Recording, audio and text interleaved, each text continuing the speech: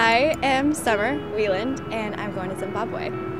We are going with Smile for Africa, and we're going to different orphanages, going to different schools, and doing like sports ministry and just helping out with the kids and just really loving on the kids and sharing the gospel. We adopted a little girl from Guatemala, and just being there, being in her orphanage, you see these kids and they don't have parents. They don't have people coming beside them. I think everyone needs someone who will just love on them, someone who cares about their story. How God used Martina in our life, I think it got me outside my comfort zone. I think it just really opened my eyes to see the beauty beyond our own country.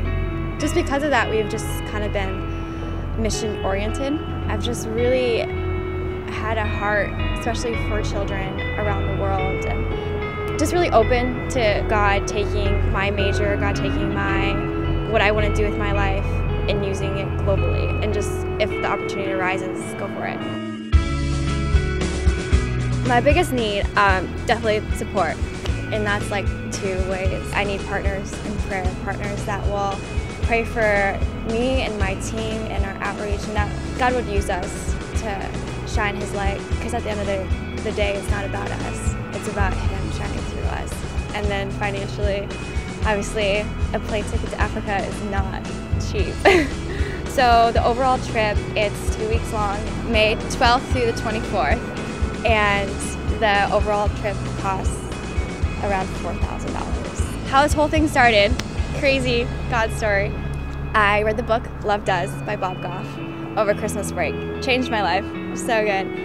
And I was having devotions one night, really late. I just really felt like God was calling me to missions. I had no idea where or with whom or anything, but I just kept getting, like, the Holy Spirit was just, Summer, like, we're gonna go. Like, somewhere, like, just be open to, like, wherever I lead. And so I was like, okay, I don't know what to do with this, but I'm open, like, use me, however. And then I got back to Liberty, and I thought for sure all the trips would be full, and I contacted the Global Studies Department, and there was a spot open for Zimbabwe. I sent in my application, and the next day I went to talk to them, and they told me that a girl had dropped out a month before, and that they had one opening left on the trip of 20 people. I applied then and there, and I got on the team, and I actually met the girl.